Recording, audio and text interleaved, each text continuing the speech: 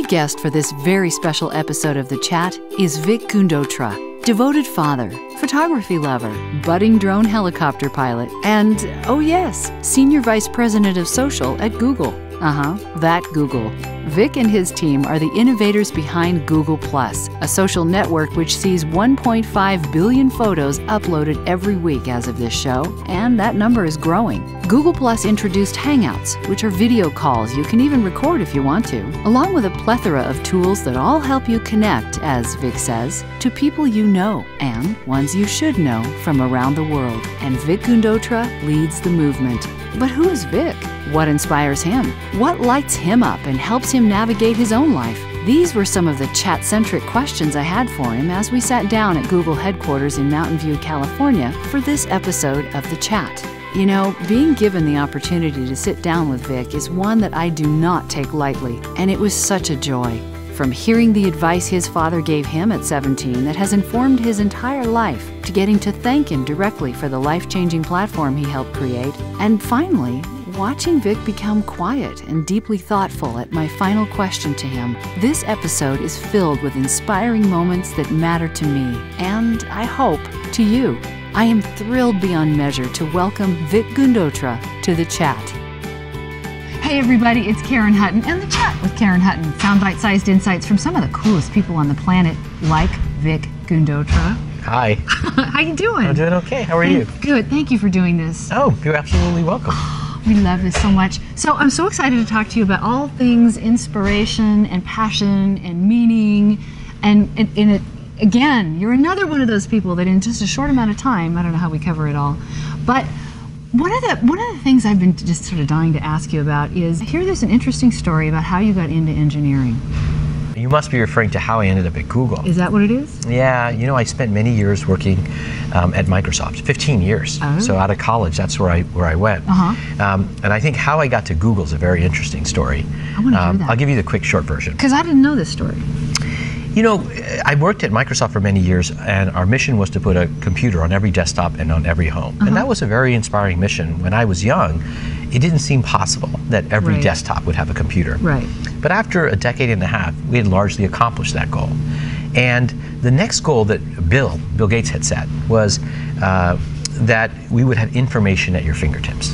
And if you're old enough to remember, that was a big mantra for us. And I thought that would be true, but I came to realize that that mission was likely to be accomplished at Google. And I remember the poignant moment that became crystal clear to me. I was having lunch with my family. At the time, I had very small children. I think Samantha might have been about 3 or 4 years old, very young. And as any parent who's got small children knows, that when you go out to lunch with another set of adults, you often put the children in one corner so the adults can talk. Right. And that's what we did. We went out to a restaurant, we were at a table, the children in one corner, and we adults were talking. And my friend was asking me a question, and I didn't know the answer. And so I said, Mike, I don't know. And about a few seconds later, Samantha, at the other end of the table, stood up and said, Daddy, where's your phone? Now, first of all, we were appalled. My children they don't interrupt adult conversation. That was very unusual behavior. And secondly, my wife turned to her and said, Samantha, you don't know anyone's phone number. What do you need a phone for? And I apologized. And I said, Samantha, I left my phone in my car. I just forgot it in the car. Why are you looking for my phone? And it took us a few moments to realize what had just happened. She overheard my conversation with my friend. Right. She overheard me tell my friend Mike, I don't know. And in her brief life, she always saw the same behavior. When her dad didn't know, he went to his answering machine. His answering machine was not the answering machine of our generation, but the phone, and he would Google it on his Palm Trio. And so she thought, I don't know, meant you pull out this device, this Palm Trio, and you Google the answer. Right. And so when it all occurred was what had just happened, that night I realized information was going to be at everyone's fingertips. And the company that was making that happen was Google.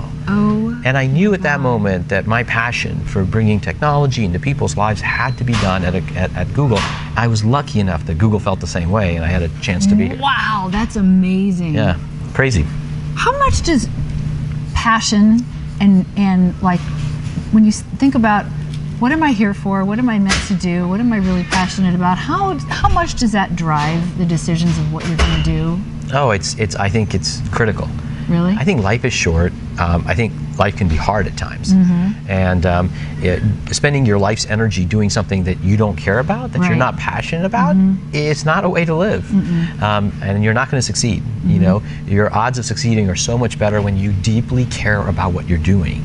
And of course, there are days you get up and you're not. No one gets up every day going, "Woo-hoo, this is it." But in general, I encourage my friends and my kids to do the same thing my father taught me. My father told me when I was about 17 years old. He said, "I'm going to tell you at the end of the week the secret that you never have to work again in your life." And I was like, "Oh my God!" My dad said that, and my dad was a successful entrepreneur. Wow. So I said, "Okay, Dad, I can't wait. I can't wait to hear what you're going to tell me." And I thought about it during the week. What is the secret that I don't have to work? And I thought, he was going to tell me some tip to start a business and sell it. And came along Friday, and he said, "Okay, you ready?" And I said, "Yeah, Dad. What do I have to do so I don't have to work anymore?" And he said, "Do what you love." And I was so let down. I'm like, "That's what you got for me? You're telling me do what you love?" Right. It's a cliche. But as I got older, now looking back in my 40s, I realized how true it is. Yeah. If you can find a way to do what you love, you'll never work again in your life. You'll pursue things that really inspire you. And it's so sad when you see people make compromises and pursue lines of work that they're not passionate about. It's really sad for them. Yeah. And so I strongly encourage people, don't worry about money to a reasonable extent that you can. Right. Go pursue your passions and the economics will follow. And they do follow. It's almost like a universal, I don't know, some kind of test where, all right, will you actually do what you love? Because the money will follow, but you have to take that leap of faith and do it for some period of time before it actually... Absolutely. It's a leap of faith, that's right. Yeah, and I know in my life, too, I've lived long enough and done enough things to discover that it really doesn't work as well if you bail and you decide, okay, well, I need to make money, so I'm going to completely compromise. I think sometimes you have to straddle both a little bit depending on your situation. I really do. But if you completely bail and you completely live by a compromised set of standards... That's a tough way to live. Been there, done that. Don't want to do that anymore. That was not good. So where do you see... I'm curious about this too. Where do you see social going in terms of... like, photography is just so huge, as we know. And yet, I keep focusing on the art of it and focusing on the humanity of it, and then like the next reality show rolls out, and the next really you had to set a webcam there and we have to watch that. I mean, where do you see this going? At some point, it's all going to define itself. I mean, I suppose there's always going to be ick out there. I think I know what you're asking. I'm going to give you, because I'm an optimistic person. Yeah, me I'm going too. to give you a very positive view on this. Good. That's what I want. I try to look at technology and trends in long arcs. Long arcs for me means decades. Okay. And if you go back over the last 20 or 30 years, the most amazing thing has happened. The emergence of personal computers. The average person could carry a computer with them. That's amazing what happened. It really is. Then the emergence of connectivity that connected the machines together and the rise of the internet, so machines could talk to each other. And what I believe happened in the last decade, which is that we realized even more significant than the internet connecting machines together was the internet connecting human beings together. And so what's exciting to me most about social is that we're starting to see the early days of the internet becoming the backbone, the ligaments between human feelings, how we stay connected with people that we love. And while Facebook and Twitter and MySpace and all these things were the early attempts at it, I believe we're just getting started. I do too. And I think as Google connected the world's web pages and found out which ones were important and mattered, we are in the early stages of Google really trying to connect the world's people together in a very interesting way. Not only the people that you know, but the people you should know. For all aspects of your life. I like that. And so I think we're just at the beginning, and over the next half decade, we're going to use software and technology to make us more human, to be connected with other people, to be able to tell our stories in a beautiful way. I look at photography as storytelling. Yeah, me too. Right? So do I. Absolutely. Yeah. You learn so much. I feel like I know you, and we haven't spent that much time together. But through your photographs, I get a glimpse into who you are, what you find beautiful. And I think Trey Ratcliffe says this a lot, that it transcends language. It's the new language, the great visual language. You share a puppy of your. I shared a photo of my puppy last week, and the response was unbelievable, right? I think it touches people because they too might have a puppy, and then you see a common something common in our humanity. That's not what technology does, right? Technology should enable that. Right. But people are fearful that technology takes our humanity away. And in fact, if we use it in the right way, it can bring the best of us out. Right. It can make humans more connected, less afraid of each other, less prone to war, more empathetic. That's the world I want to build. And I think that that's the world Google is striving towards. Is that why you're doing this? Is that, you feel that's your mission to help? Because I mean, I'm on the verge of sounding trite, but I really feel like my life is on a mission. I feel like I'm on a mission. I find the people who are really up to something in the world feel like they have a mission. Yeah, absolutely. And I think it's hard to put the mission into a few set of words. Right. All of us work. Most of us that have to work. Yeah. We try to work with people that we enjoy. Right. Google is, we're blessed at Google to be surrounded by people that are intellectually driven and gifted and who strive to make the world a better place. Right. And then I think the people on the social team in particular are very much driven by the common vision I just shared with you. Right. That that the world would be better if we could understand each other better, communicate better, felt closer to each other.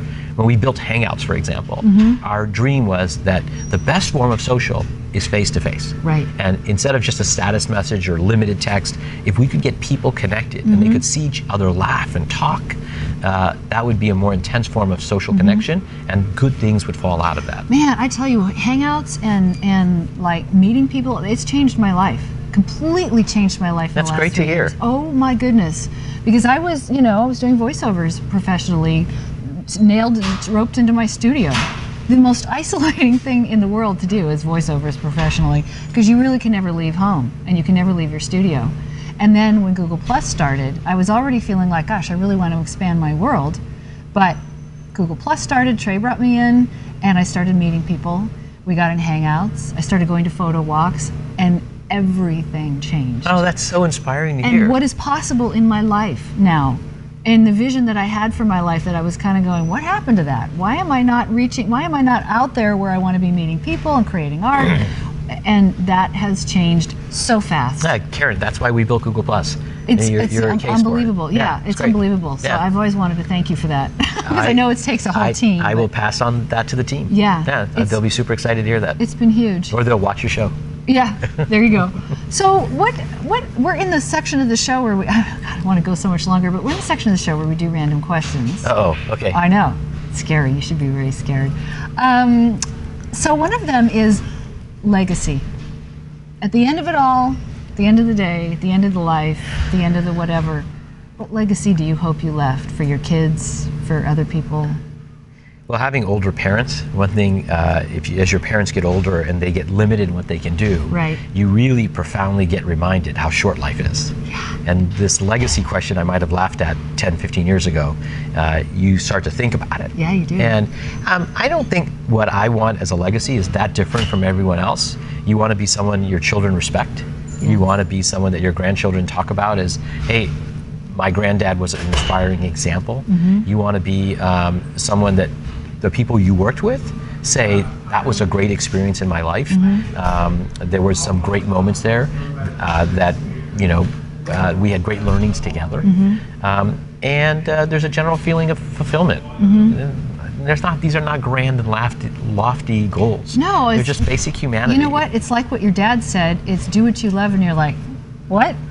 But the older you get, the more profound the simpler things like that become. And the more you realize it takes a long lifetime to really nail that down and drill it into where it actually makes a difference. I was always told, leave the world a better place than it was when you walked in. Yeah. And it's like, I'm doing my best. So what keeps you awake at night?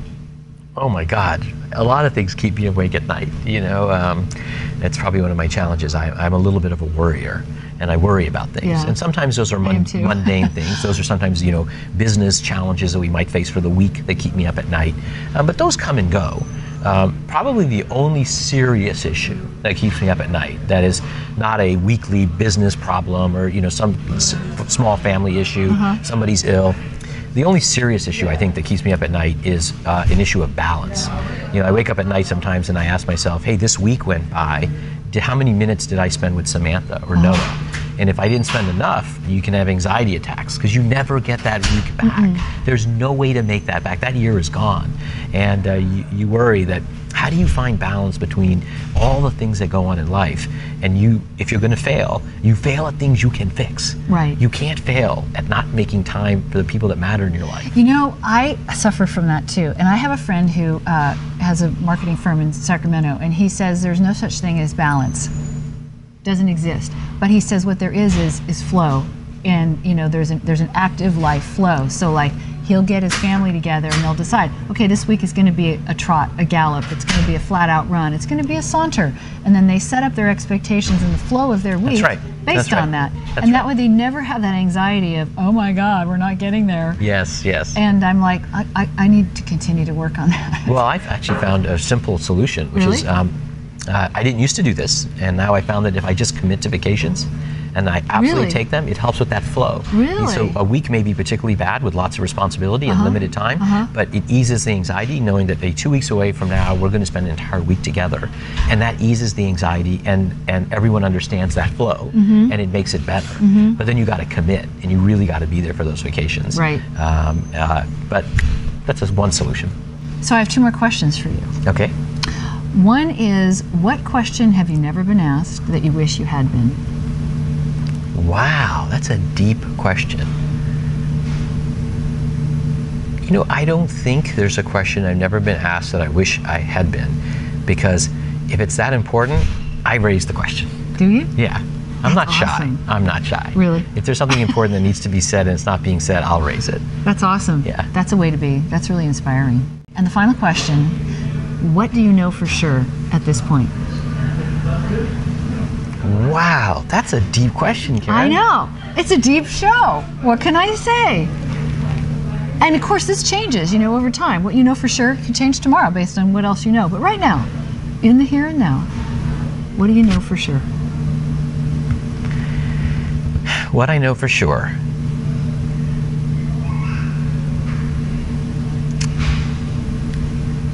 Wow, this is a tough question. I know.